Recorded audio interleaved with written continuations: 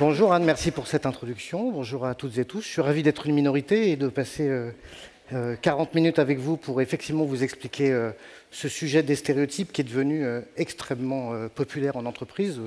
Quand j'ai soutenu ma thèse au XXe siècle, j'étais très très loin d'imaginer à quel point ce sujet serait populaire en entreprise. Aujourd'hui, c'est le cas, et c'est le cas pour une raison essentielle qui est que, comme ça ne vous aura pas échappé, depuis quelques années, surtout depuis 20 ans, il y a une accélération profonde du changement de cette société sur tous ces sujets de la diversité. Ça ne vous aura pas échappé, vous allez travailler de plus en plus longtemps, donc il y a une étendue d'âge qui va être de plus en plus importante en entreprise. Mais ces évolutions structurelles, c'est aussi la mixité culturelle, les flux migratoires, c'est aussi la visibilité du handicap avec un cadre légal qui change et qui se durcit. Et puis c'est aussi et surtout, parce que c'est l'évolution la plus spectaculaire, et parce que c'est celle qui concerne le plus de monde, la question de la mixité et la question de l'équilibre, le relatif équilibre qui est en train de s'installer entre les hommes et les femmes dans différents secteurs. Alors il faut le voir sur le long terme, et clairement, sur le long terme, nous sommes sur une évolution irréversible.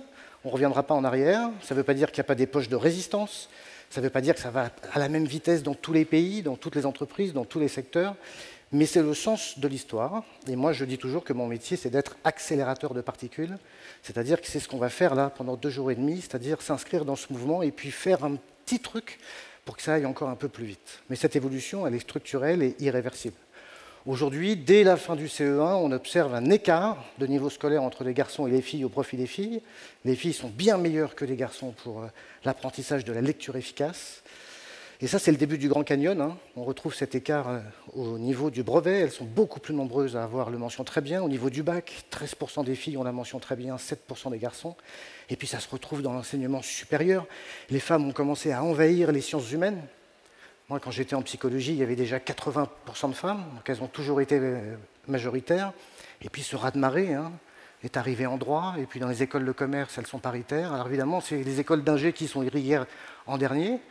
Néanmoins, l'évolution va dans ce sens-là. Sur les écoles généralistes, on est grosso modo à 27% de femmes. Et il n'y a pas besoin d'être grand psychologue pour comprendre que si vous projetez cet écart de niveau scolaire sur 20 ans, la France fabrique dans 20 ans autant d'ingénieurs femmes que d'ingénieurs hommes. Donc on voit bien qu'on est face à un challenge qui est quasi darwinien, et que l'entreprise qui ne comprend pas que ses talents sont en train de se diversifier, elle va dans le mur. Donc on est vraiment sur une logique d'adaptation. Et c'est ça qui aujourd'hui engage les entreprises, et particulièrement les COMEX, quand on leur fait comprendre que c'est une histoire de performance, c'est une histoire de détection des talents et d'accompagnement de tous les talents. Et puis il y a une révolution supplémentaire qui vient se rajouter à cette évolution structurelle, qui est une évolution identitaire. Oser être soi. Alors ça, c'est intéressant, parce qu'on est complètement dans le thème, et c'est ce qu'on va faire pendant 2 jours et demi ici. Le fameux oser être soi est un discours qui a changé. L'entreprise a toujours été un écosystème assez conformiste, où on disait plutôt le contraire. On disait, voilà le chemin pour arriver au COMEX, et n'en sors pas. Prends pas le chemin de travers, sinon tu ne vas pas y arriver. Et puis on a compris quand même que la question du bien-être, ça passe par la question identitaire, la question de la reconnaissance. Est-ce que je suis connu dans mon entreprise? Est-ce que je suis reconnu? Est-ce que je suis considéré pour qui je suis? Et donc l'entreprise a changé de discours. Et ce fameux oser être soi, vous voyez bien qu'il déclenche des velléités, des envies identitaires très très fortes de pouvoir être qui on est, indépendamment du groupe auquel on appartient. Alors bien sûr, quand je suis une femme, j'ai plus envie de prendre des codes dits masculins pour arriver au COMEX, mais quand je suis un cinquantenaire comme moi, j'ai pas envie de faire semblant d'être jeune quand je suis dans une réunion avec un troupeau de Y. J'ai pas envie de cacher mon handicap parce que j'ai peur d'être mis au placard. J'ai pas envie d'avoir honte d'être gay. Sans prosélytisme aucun, j'ai envie de pouvoir arriver le lundi matin en disant « ce week-end, avec mon mari, je suis allé au cinéma ». Et puis enfin, j'ai envie de pouvoir porter le prénom que mes parents ont choisi, avec leur histoire, leur culture et tout leur amour. Cette question du oser être soi, elle est vraiment au cœur, et elle touche évidemment cet enjeu d'adaptation. Cette célèbre phrase de Darwin, elle dit quelque chose sur la nécessité pour les entreprises de s'adapter à ces changements. Alors comment on fait pour changer? Ça a été dit en introduction, il faut commencer par soi-même. Il y a d'autres leviers, hein. On peut changer évidemment au niveau de la gouvernance et des valeurs. L'entreprise a la responsabilité de faire changer ses valeurs, mais attention, il faut que ce soit incarné, il ne faut pas que ça s'arrête à un discours de bonne année. Il y a la question du modèle managérial et des process RH. Il faut avoir des outils pour détecter par exemple les actes de sexisme, mais il faut aussi avoir des managers qui sont formés et sanctionnés quand c'est le cas. Sinon, encore une fois, on est dans l'injonction paradoxale et ça ne fonctionne pas. Et puis, on peut travailler sur soi. On peut changer son mindset et on peut travailler, et c'est ce qu'on va faire maintenant, travailler sur ses biais inconscients et sur ses stéréotypes. Et ça, c'est évidemment l'affaire de toutes et tous. Nous avons tous un travail à faire pour changer les choses. Alors évidemment, il faut être accompagné, encore une fois, par ses valeurs, par un modèle managérial et par des outils RH. Mais on peut travailler sur soi, et je vais vous donner quelques clés pour essayer de travailler sur soi et sur ses propres stéréotypes. Alors pour comprendre les stéréotypes, il faut remonter d'un cran et comprendre quel est le fonctionnement de notre cerveau. Il y a beaucoup de théories, assez anciennes d'ailleurs. Il y en a une qui aujourd'hui fait autorité, qui est portée par un Américain qui s'appelle Daniel Kahneman. Et Kahneman ne nous dit pas qu'il y a deux cerveaux, il nous dit on n'en a qu'un, sauf qu'il existe deux modalités de fonctionnement dans ce cerveau. Célèbre ouvrage, Kahneman est un psychologue qui pendant 20 ans a travaillé avec son collègue Tversky en laboratoire pour faire des expériences essentiellement sur des étudiants, puisque ce sont nos cobayes préférés. Et puis un jour, il a sorti ses théories, il les a appliquées au monde du travail, et il a été prix Nobel d'économie. Alors Kahneman nous explique un truc assez simple. Nous avons deux modes de fonctionnement dans notre cerveau. Le premier mode de fonctionnement qu'on a tous, c'est la pensée dite rationnelle, ce que Kahneman appelle le système 2. C'est une pensée rationnelle, mais du coup qui est lente, parce que réfléchir, ça prend du temps. Ça demande d'être motivé, d'abord, parce que ce n'est pas un cerveau qui s'enclenche tout seul. Ça prend du temps, et ça prend de l'énergie. Être intelligent, c'est fatigant.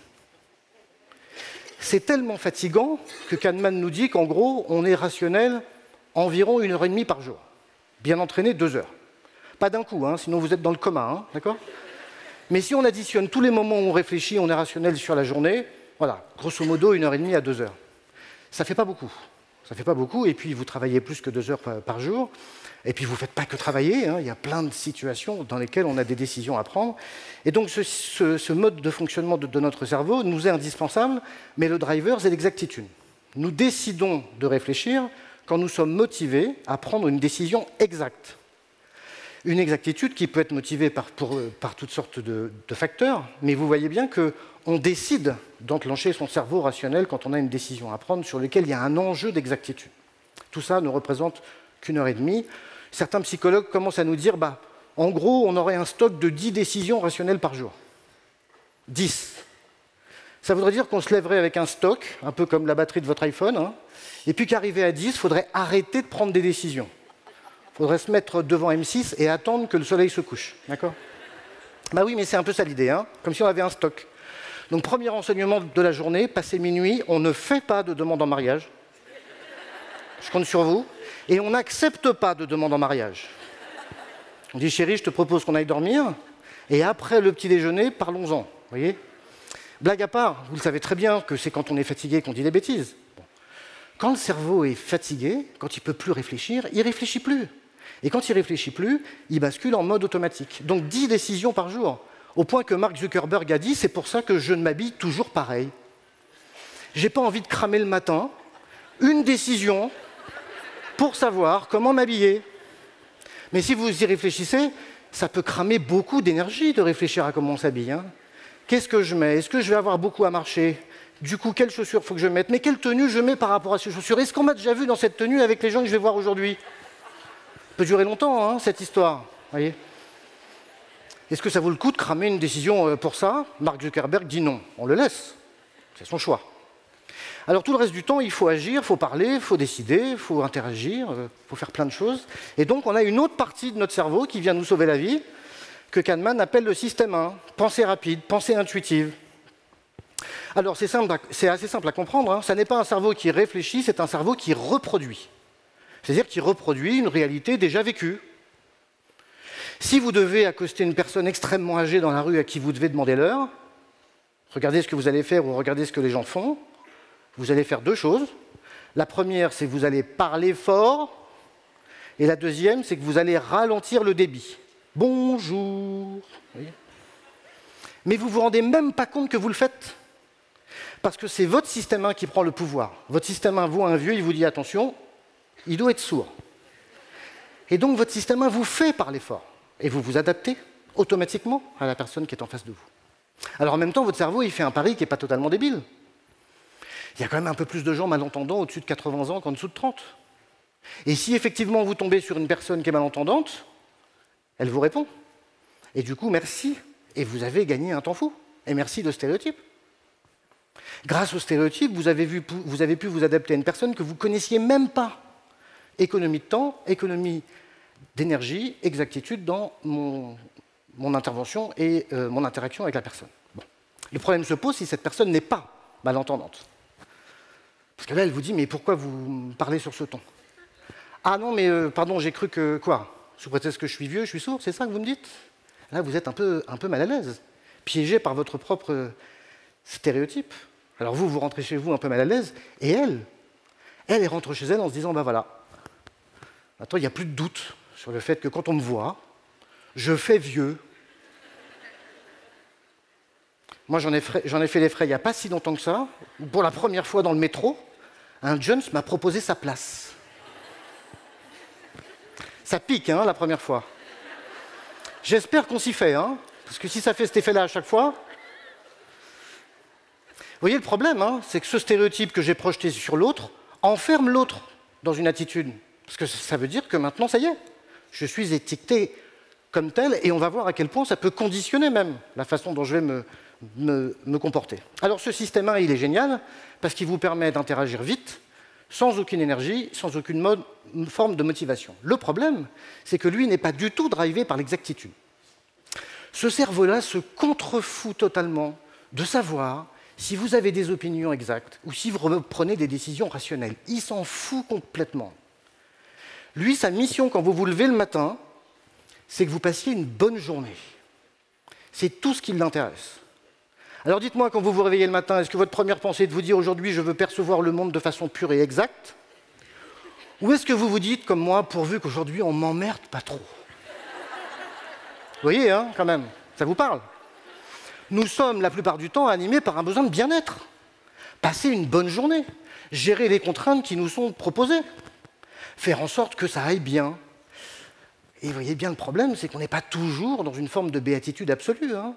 On est confronté à des contraintes. On ne peut pas dire ce qu'on pense, on ne peut pas faire ce qu'on dit. On ne peut pas s'offrir tout ce qu'on a envie. Alors il faut ajuster pour aller bien. Il faut rendre le monde compatible avec ce besoin de bien-être que j'ai. Et une façon de le rendre compatible, c'est d'utiliser une petite vitre déformante ou colorée qui s'appelle un biais inconscient. Donc un biais inconscient, c'est une petite lame qu'on met devant les yeux et qui nous fait percevoir le monde tel qu'il est, et non pas... tel que nous voulons qu'il soit et non pas tel qu'il est. Et ainsi, je vais bien, je vais beaucoup mieux.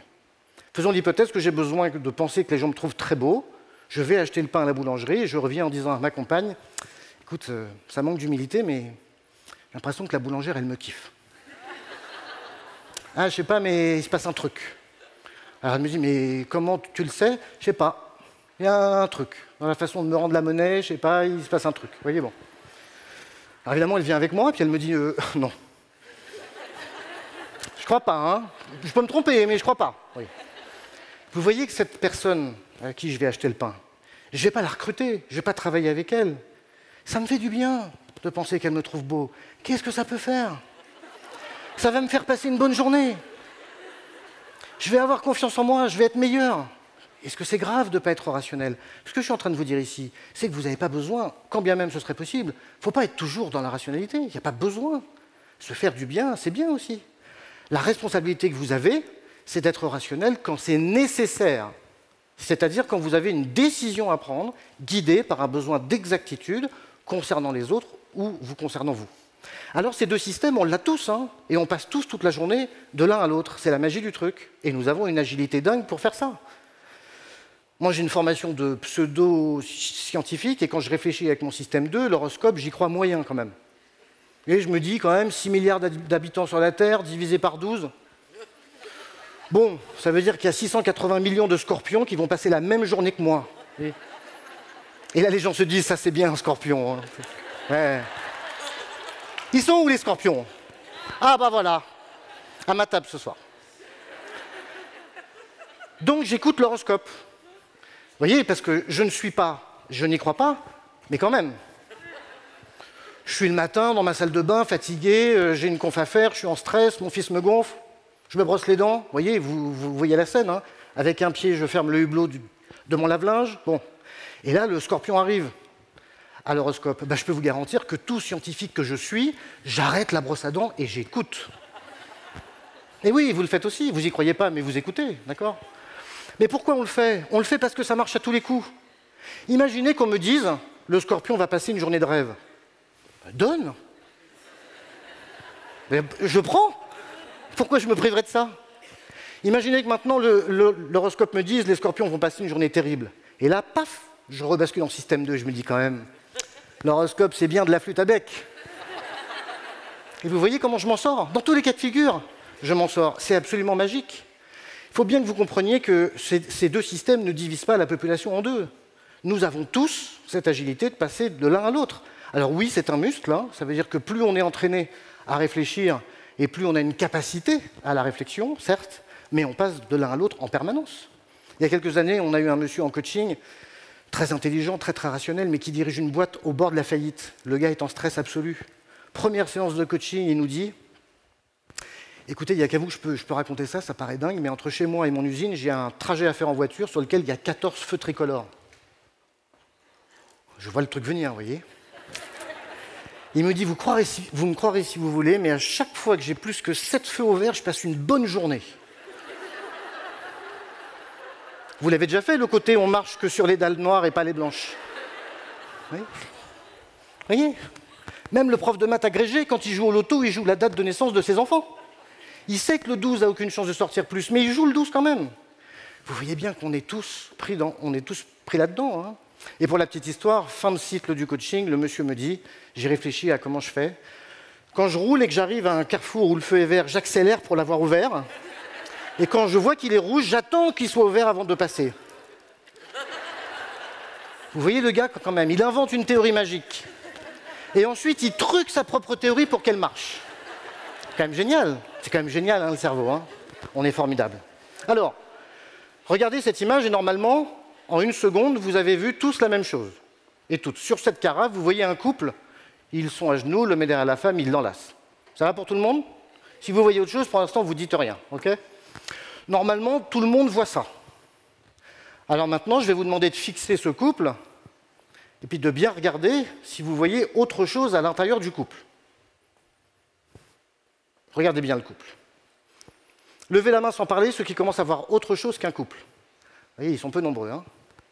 17. Tous les autres, vous voyez ce couple, vous plissez les yeux, vous penchez la tête, vous cherchez, mais vous ne voyez rien. Dites, qu'est-ce qu'il y a à voir dans cette image? Vous voyez le couple parce que c'est votre système 1 qui a tout de suite pris le pouvoir et qui vous a montré l'image la plus facile à voir. Maintenant, si je vous dis, attention, il y a autre chose à voir au sein du couple, et si je vous dis maintenant qu'il faut regarder dans les zones noires et pas dans les zones blanches, et que vous risquez de voir apparaître des poissons ou des dauphins, regardez bien, pour la plupart d'entre vous, vous allez les voir apparaître. Relevez la main ceux qui commencent à voir des poissons ou des dauphins. Ça va mieux. Tous les autres, si vous ne les voyez pas, c'est que cette image vous plaît beaucoup.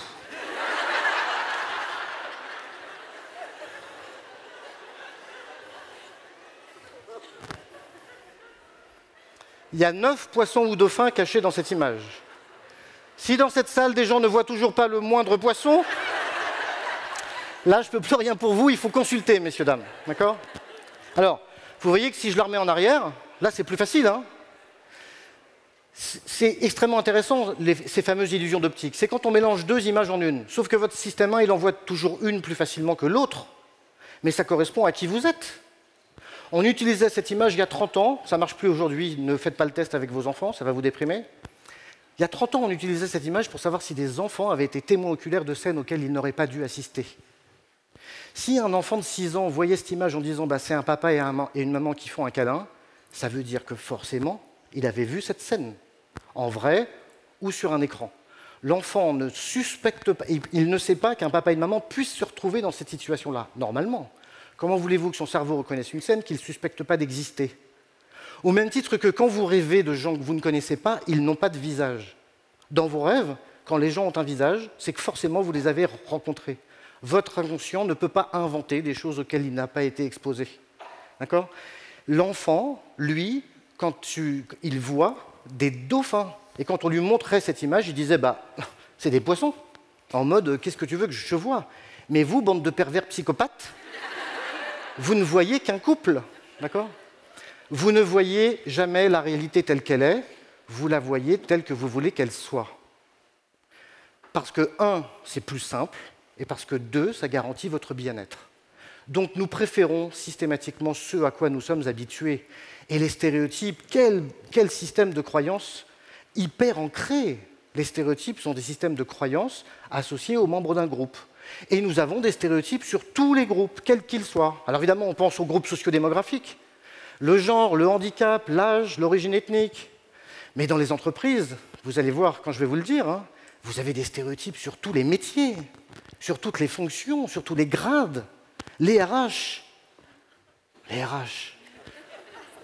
ils dépensent l'argent que nous, les managers, on gagne. Combien de fois j'ai entendu ça? Les informaticiens, on ne comprend rien ce qu'ils disent. Vous avez vu comment on est en posture basse quand on doit parler à un informaticien? Excusez-moi, je suis désolé, vraiment. Et là, j'ai un petit truc... Et là, il vous répond, et vous n'avez rien compris. D'accord? Et vous dites, OK. Les juristes, d'accord, la rigidité, les ingénieurs, les dirigeants, bref, il n'y a aucun groupe dans votre cerveau qui échappe aux stéréotypes. Ne soyez pas coupable d'avoir des stéréotypes, la socioculture en a mis dans votre cerveau depuis bien plus tôt que vous l'imaginez. Et évidemment, les stéréotypes les plus précoces concernent les stéréotypes de genre. Aujourd'hui, grâce aux neurosciences, on fait des mesures qui montrent que des nourrissons de 10 mois, face à un écran d'ordinateur, sont 30% plus rapides pour associer des visages de femmes à des ustensiles de cuisine et des visages d'hommes à des objets de bricolage, à 10 mois. Si on fait l'hypothèse assez raisonnable que la pelle à tarte et le marteau ne se transmettent pas par les gènes, ça veut dire que cet enfant, à 10 mois, il a déjà acquis des catégories dans lesquelles il a associé des croyances sexuées.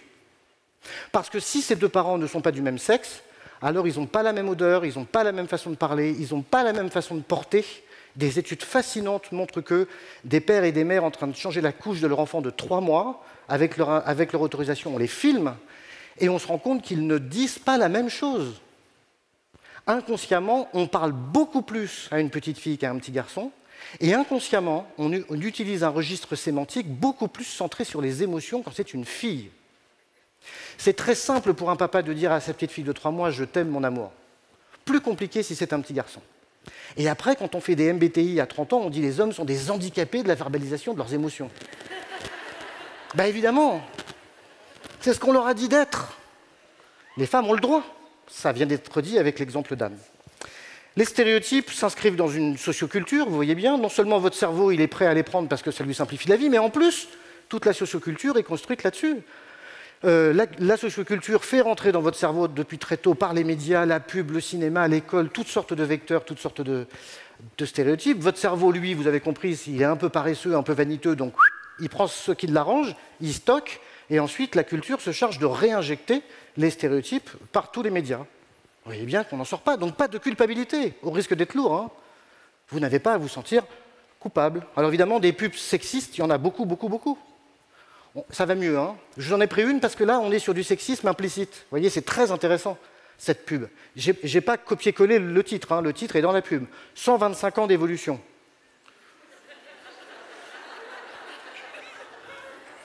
Vous la voyez, l'injonction paradoxale? Ça va? Mesdames, je regrette de vous annoncer qu'en 100 ans, la seule chose qui a changé pour vous, c'est que vous avez grandi. Mais sinon, c'est toujours vous qui êtes à côté de votre lave-linge. Vous êtes devenue blonde et working girl. Bon. Pas sûr que ce soit d'ailleurs dans le bon sens des stéréotypes, bref, vous voyez bien. Mais je pense que le publicitaire ne se rend pas compte, parce que lui, il ne voit que l'évolution de la machine. Mais soyez contentes, mesdames, maintenant vous pouvez laver 10 kilos de linge d'un coup, dans le silence, sans réveiller personne. C'est pas le progrès, ça? Alors, ce qui est intéressant, c'est que puisque la socioculture fabrique les médias, on voit bien que quand la socioculture change, ça impacte les médias. Au-delà du diversity washing ou de la mixité washing qu'on est en train de faire dans les entreprises et dans le marketing, parce qu'on a compris que c'était un levier de vente, ce qui est intéressant, c'est ce qui se passe inconsciemment dans le renversement des stéréotypes. Voilà un éditeur français qui me demande il y a quelques années de faire un audit de tous ses livres, et je tombe sur une pépite. Alors, il y a eu beaucoup de bonnes choses dans leurs livres. Voilà une pépite, un livre de grammaire de CM1 dans lequel on a créé 4 personnages qui, à chaque page du livre, font un exercice. Et pédagogie à la française oblige, l'un des 4 personnages réussit ou rate l'exercice. Et donc l'élève, son travail, c'est de savoir s'il a réussi ou pas. Alors vous voyez qu'il y a un effort considérable de fait avec 2 garçons et 2 filles. Inès et Luna, couleur de cheveux, il y a un peu tout. Bon, il y a un petit gros à lunettes, vous avez remarqué, hein, dans toutes les séries, il y a toujours un petit gros à lunettes. Bon. Alors soit c'est le geek, soit c'est le rigolo, soit c'est le méchant. Mais à chaque fois qu'il y a un gros, on se dit, allez, on va lui mettre les lunettes en plus. Et après, on se dit, c'est marrant, cette société est grossophobe, hein, quand même. Dès qu'on est tout petit, on voit ça. Le fait d'être un peu rond est associé à un défaut. Dès les petits enfants, vous voyez bien comment les stéréotypes se construisent. Et puis alors, on a Samuel. Bon, là, on s'est dit, bon, on va mettre un noir avec un prénom juif. Comme ça, ça va remplir les quotas. On va cocher 2 croix d'un coup. Hein. C'est comme quand on recrute une femme ingénieure. Hop. C'est une femme et elle est noire. Yes. Et 2 croix. Okay. Alors, dans notre métier, on ne s'amuse pas toujours. Hein, et moi, il se trouve que j'ai passé une soirée à compter les exercices réussis ou ratés par les 4 personnages. 90% des exercices réussis le sont par les 2 filles. Et seulement 7% des exercices de Paul et Samuel sont réussis dans le livre. Et accrochez-vous bien, quand Luna réussit 78% de ses exercices, le boulet Samuel rate tout. Véridique, hein? Alors évidemment que c'est drôle. Mais mettez-vous à la place de ce gamin noir, qui toute l'année va apprendre le français avec un livre dans lequel le personnage qui lui ressemble rate tout. Ça plus la pub, ça plus les discours à la télé, ça plus l'ambiance générale. Pas besoin d'être grand psychologue pour comprendre qu'à un moment donné, cette enclume des stéréotypes s'enfonce dans les épaules de celui qui le vit, celui ou celle, et que c'est compliqué d'en sortir et c'est compliqué de ne pas donner raison aux stéréotypes. D'accord ? Deuxième exemple, même éditeur, livre de 5e, illustration pour représenter, livre d'éducation civique pardon, de 5e, illustration pour représenter ce qu'il ne faut pas faire dans une cour d'école. Alors on y va, il ne faut pas racketter ces 3 garçons, il ne faut pas venir avec son chien, c'est un garçon, il ne faut pas jeter un papier par terre, c'est un garçon, il ne faut pas arracher les fleurs, c'est un garçon. Bon là, ils n'avaient pas le choix, il ne faut pas pisser contre l'arbre, c'est un garçon. Et il ne faut pas taguer le mur, c'est un garçon. Tous les comportements déviants dans la cour sont faits par les garçons. Les filles attendent que les fleurs soient cueillies. Elles discutent sagement, elles envoient des textos. Voyez ? Le seul acte de délinquance ultime commis par les filles, c'est d'écouter de la musique trop fort sous les fenêtres du professeur. Et encore, elles sont accompagnées de 3 garçons. Vous voyez bien comment, puisque la société a changé et que les filles sont vraiment meilleures que les garçons à l'école, c'est vrai, et que statistiquement, les filles sont moins perturbatrices que les garçons dans la cour, comment tout cela s'inscrit dans les stéréotypes de ceux qui véhiculent, eh bien, c'est de faire ce genre de choses. Et le jour où on restitue l'audit, les 4 femmes qui ont édité le livre dont je vous ai parlé tout à l'heure, je vous jure que c'est vrai, sont limite en pleurs. Parce qu'elles me disent, mais on n'a pas fait exprès. Mais il y a plein de pigistes qui ont travaillé sur ce livre, et chacun y est allé de son propre biais, sans se rendre compte. Et à l'arrivée, vous avez ce genre de catastrophe. Vous voyez que passer d'un extrême à l'autre, c'est évidemment pas bon. Et tout l'enjeu de ce qu'on est en train de vivre, c'est de passer à une mixité équilibrée pour toutes et tous. Parce que ce que beaucoup de travers qui se passent pour les femmes en entreprise, tels que l'autocensure ou la masculinisation, commencent aussi à concerner des hommes. Parce que le sujet, c'est pas de savoir si on est un homme ou une femme, le sujet, c'est de savoir est-ce qu'on travaille dans un environnement qui est genré de façon masculine. C'est ça le sujet. Et si l'entreprise a des codes masculins, voire virilistes, en tout cas dits masculins, voire virilistes, alors, bien sûr que ça impacte statistiquement plus les femmes, mais ça impacte de plus en plus d'hommes. Ces hommes qui n'osent pas à 18h dire en réunion « il faut que je parte pour aller chercher mes enfants » et qui donc envoient un texto à leur femme en disant « je suis bloqué dans une réunion, est-ce que tu peux y aller ?» Et elle dit « mais moi aussi !» Sauf que statistiquement, c'est elle plutôt qui va y aller. Alors, sur l'équilibre des temps de vie, les stéréotypes sont particulièrement féroces en termes de mixité. Voici une courbe qui représente les contraintes vie pro, vie perso, et dont la forme est, je l'assume, totalement pifométrique. Très bien. Mais sur cette courbe, je vais vous mettre des chiffres réels. Vous allez voir que je vais un peu vous raconter votre vie. Tout ça dépend un peu du nombre d'années d'études qu'on fait, bien sûr. En France, on fait son premier enfant à 31 ans. On fait son premier achat immobilier qui nous engage quand même financièrement et qui nous sédentarise autour de 34. On a son deuxième enfant à 35, la sociologie est ainsi faite. Aujourd'hui, on ne renouvelle pas le stock, on est à 1,9 enfants, arrondissons à 2, avec 3 ans d'écart, parce qu'en général, on attend d'avoir fini de payer les frais de garde du premier pour engager le deuxième. Tout cela est d'une poésie absolument incontournable. 44 ans, nous divorçons. Je suis obligé de le mettre sur la courbe, puisque ça concerne 53% des couples au bout de 9 ans de vie commune, faites vos comptes. 46 ans, c'est l'âge auquel le deuxième enfant rentre en sixième, donc pardon pour cet ethnocentrisme, mais pour les Parisiens, ça veut dire le sacro-saint passe Navigo, qui fait qu'enfin nos enfants rentrent tout seuls et on est un petit peu peinard. Je ne dis pas que c'est facile d'avoir des enfants ados, mais ça allège un petit peu. 53 ans, on a fini de payer son crédit, et 56 ans, Tanguy s'en va. Voilà à peu près comment se passe votre vie et comment se passent vos contraintes de vie pro, vie perso. Et il se trouve que entre 30 et 45 ans, c'est là que c'est le pire. Et c'est pile les 15 années que l'entreprise a choisi pour vous dire il faut jouer votre carrière et passer ce plafond de verre. C'est quand même un paradoxe incroyable. Si vous n'avez pas passé ce plafond de verre à 45 ans, c'est foutu. Ben oui, mais moi, le problème, c'est qu'entre 30 et 45, ma vie a été un peu compliquée, vous voyez. Les femmes ont encore aujourd'hui 1h40 de tâches domestiques en plus par jour que les hommes. Si vous multipliez 1h40 par 5 jours par semaine, par 47 semaines de travail et par 15 ans, eh bien, vous avez 2 ans d'écart consacrés à sa carrière. Donc mathématiquement, comment imaginer que les hommes et les femmes puissent être évalués à compétences égales à 45 ans s'ils n'ont pas pu consacrer le même temps à leur carrière? Vous voyez, c'est juste mathématique. Et c'est dans cette période de surchauffe que les stéréotypes sont les plus durs. Ça serait intelligent d'imaginer de rallonger les cycles de carrière, d'imaginer qu'on puisse rentrer dans un COMEX à 60 ans, dans un CODIR, qu'on puisse suivre une formation à 55 ans. Vous voyez, ça serait intéressant de se poser cette question-là. Parce que du coup, si on rallonge les cycles de poste ou si on rallonge les carrières, alors on nivelle un tout petit peu cette inéquité de répartition des tâches entre les hommes et les femmes. 3 types de stéréotypes. Pour l'instant, on a beaucoup parlé. Je suis à 10 minutes, hein, ça va? On est bien? Merci. Pour l'instant, on a beaucoup parlé des stéréotypes qu'on a envers les autres. C'est ce que dans notre jargon, on appelle un hétérostéréotype. Ce que les hommes pensent des femmes ou ce que les femmes pensent des hommes. Okay ? Prenons l'hypothèse que nous sommes dans une entreprise qui est restée sur des codes assez masculins. On peut imaginer que la majorité de ces stéréotypes envers les femmes risquent d'être négatifs. Et donc, s'ils sont négatifs, il n'y aura pas automatiquement discrimination et sexisme, mais il y a un risque de discrimination et sexisme. Entendez bien ce que je suis en train de dire. Hein. Les stéréotypes ne mènent pas toujours à la discrimination, mais il ne peut pas y avoir de discrimination sans stéréotype. D'accord ? Qu'est-ce qui peut se passer quand on vit comme ça de façon répétée des codes masculins et des stéréotypes assez négatifs? Ça peut, on l'a dit tout à l'heure, convaincre les femmes d'une posture d'infériorité et donc générer un auto-stéréotype négatif. Et je vais vous montrer une expérience qui en fait la démonstration tout de suite après.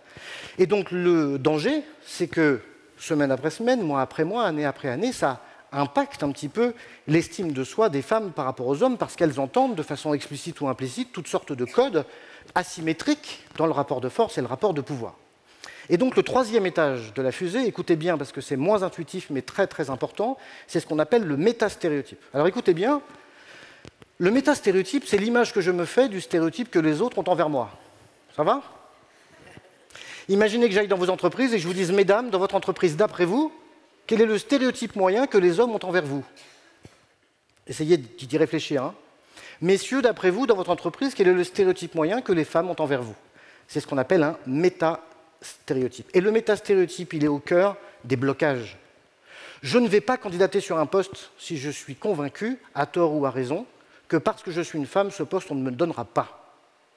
Et je ne candidate pas parce que j'en ai marre d'essuyer des refus.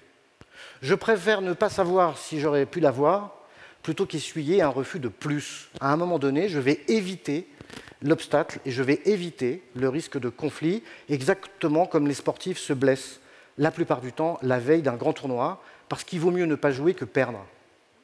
Il vaut mieux ne pas jouer que perdre. S'auto-censurer, c'est s'interdire de penser qu'on est capable de. Il peut y avoir des raisons personnologiques, hein, ça peut être parce que je manque de confiance en moi liée à ma personnalité, mais une des causes de l'autocensure, ce sont les stéréotypes. Plus on appartient à un groupe stigmatisé, et plus on risque de s'auto-censurer. Donc il faut arrêter avec cette histoire que l'autocensure est une histoire de femmes. Ça n'est pas vrai. Aucune étude scientifique n'a mesuré de façon réelle et comptable que les femmes s'autocensurent plus. Si elles le font, ce n'est pas parce qu'elles sont des femmes, ce n'est pas parce que vous êtes des femmes, c'est parce que vous travaillez dans un environnement masculin. Vous comprenez la différence? Ce n'est pas la même chose. C'est le système extérieur qui pousse à l'autocensure. On n'a pas ça en nous. Le manque de confiance en soi des femmes est le produit d'un système ancien, archaïque, patriarcal, qui a créé une forme de légitimité prétendue dans ce rapport asymétrique entre le pouvoir des hommes et des femmes. La meilleure preuve, comme je vous le disais tout à l'heure, c'est que des hommes s'autocensurent aujourd'hui. Je peux m'autocensurer parce que je n'ai pas le bon diplôme. Je peux m'autocensurer dans une réunion parce que je pense que je suis trop jeune et qu'on ne va pas accorder du crédit à ce que je vais dire. Donc c'est une histoire de place, ce n'est pas une histoire de qui on est ou du groupe auquel on appartient. Alors vous comprenez le problème, si vous avez dans une situation donnée beaucoup de femmes qui s'autocensurent et qui renoncent à candidater sur un poste parce qu'elles imaginent qu'on ne leur donnera pas le poste, si elles n'y vont pas, eh bien les hommes se disent moi je n'ai pas interdit aux femmes de candidater. Je mets un poste en ligne, elles n'en veulent pas. Quand même bien la preuve que peut-être je ne me trompe pas. Elles ne sont peut-être pas si motivées que ça, les femmes. Elles n'ont peut-être pas le niveau qu'elles prétendent avoir. Et vous voyez comment le serpent se mord la queue. C'est-à-dire que plus il y a de l'autocensure, plus on réalimente le cycle des stéréotypes. Alors on l'a démontré dans une expérience assez basique, qui croise deux stéréotypes. Les femmes ne sont pas douées en maths, ce qui est plus vrai. Le stéréotype persiste, mais aujourd'hui on a une parité sur le bac S depuis 2018. Donc ça veut dire qu'aujourd'hui on est au clair avec le fait que le cerveau des femmes est compatible avec la géométrie dans l'espace. Ah oui, mais c'est quand même intéressant parce que l'évolution, elle est spectaculaire en 20 ans. Le cerveau des femmes n'a pas muté en 20 ans sous l'effet de l'aspartame. Deuxième stéréotype, les Asiatiques sont doués en maths. Alors expliquez-moi ce qui se passe dans le cerveau d'une femme asiatique. Il y en a quand même 2-3. Il faudrait savoir, sont-elles douées en maths parce qu'elles sont asiatiques ou ne sont-elles pas douées en maths parce qu'elles sont des femmes? Vous voyez bien qu'il suffit de croiser deux stéréotypes pour voir l'aspect totalement ubuesque du truc. Alors on a fait cette expérience basique, on a pris 100 étudiantes américaines, toutes d'origine asiatique, on leur a toutes dit qu'elles allaient passer un test de maths. Seulement, juste avant le test, à la moitié d'entre elles, pendant 9 minutes, pas plus, on leur a demandé de remplir un questionnaire autodescriptif dans lequel toutes les questions étaient orientées sur leur origine ethnique. Quelle est votre langue maternelle? Comment vous vous habillez? Qu'est-ce que vous mangez? Vous avez compris la manipulation? Inconsciemment, vous les mettez dans une identité positive par rapport aux maths. Et puis les autres, vous avez compris ce qu'on fait, 9 minutes, toutes les questions sur leur identité de genre. Vous les mettez dans une identité inconsciemment stigmatisante par rapport aux maths. Et patatras, vous avez, pour des femmes qui passent le même test dans la même salle, des résultats statistiquement différents. La seule chose qui a changé, c'est qu'on les a mis dans un contexte qui les fait échouer. Et rassurez-vous, mesdames, ça marche avec les hommes. Le tout-puissant homme alpha, blanc, hétérosexuel, parisien, non handicapé, on peut le faire échouer. C'est hyper simple. Vous faites la même expérience, la moitié des hommes, vous leur dites « on va faire un petit exercice basique », et l'autre moitié, vous leur dites « on va mesurer votre quotient émotionnel ». Et alors là, panique totale. Mais pour de vrai, c'est scientifique. Il suffit de dire le mot quotient émotionnel et plam, le résultat des hommes s'effondre. Donc vous voyez bien que ce n'est pas une histoire de valeur intrinsèque d'un groupe par rapport à l'autre. Ça, c'est n'importe quoi. La mixité, ce n'est pas un enjeu de qui est meilleur que qui. C'est en fait hyper simple. Les hommes et les femmes sont plus heureux et performants quand ils travaillent ensemble que pas ensemble. Voilà. Donc on est dans une logique de mixité, pas dans une logique de féminisation. D'accord? Ça va? J'ai presque fini. Retenez cette phrase. Personne ne peut vous faire sentir inférieur sans votre propre consentement. Personne ne peut vous faire sentir inférieur sans votre propre consentement. Que vous le vouliez ou non, évidemment inconsciemment, vous pouvez vous retrouver vous-même actrice et acteur de votre propre discrimination. Vous devez le refuser en enlevant l'enclume qui pèse sur vos épaules. Ce qui était acceptable, ce qui était accepté, pas acceptable, mais accepté il y a 10 ans ne l'est plus. Les surnoms animaliers, les petites mains sur l'épaule, les regards qui s'égarent dans les corsages, tout ça, ce sont des marques de domination qui enferment les femmes dans une posture d'infériorité, et ça n'est plus possible. OK? 4 postures. Soyez humble pour accepter vos stéréotypes. On ne peut pas lutter contre les stéréotypes si on dit qu'on n'en a pas. Et c'est compliqué parce que toute la société nous dit qu'on est des méchants quand on a des stéréotypes. C'est pas ça qu'il faut faire. Oui, j'ai des stéréotypes, mais ça ne m'empêche pas de dormir. Soyez humble, soyez lucide sur le fait qu'ils peuvent avoir un impact sur vos décisions. Évidemment, cultivez-vous. Les stéréotypes sont des raccourcis de pensée. Votre cerveau, c'est une machine extraordinaire au sens propre du terme. Je vais prendre une métaphore qui n'est pas terrible, mais votre cerveau, c'est le moteur d'une Ferrari. Cette Ferrari, elle est magnifique. Mais si vous ne mettez pas d'essence dans cette bagnole, elle ne fait pas 10 mètres. Être intelligent avec du vide, ça ne sert à rien. Le cerveau ne peut pas penser sur du vide. Si vous voulez utiliser votre potentiel intellectuel, il faut nourrir votre cerveau avec de la culture et de la connaissance. C'est le meilleur moyen d'effacer les stéréotypes. Et puis enfin, nous n'avons rien inventé de plus intelligent que le dialogue. Mais le dialogue en se mettant dans la peau de l'autre, pas en essayant de le comprendre avec son propre prisme. Sinon, ça ne fonctionne pas. D'accord ? Certains parlent pendant leur silence. Il n'y a guère que les conférenciers pour parler pendant le silence des autres. Je vous laisse méditer sur cette phrase d'Albert Camus et j'espère que vous n'avez pas trop dormi. Merci beaucoup, messieurs, dames.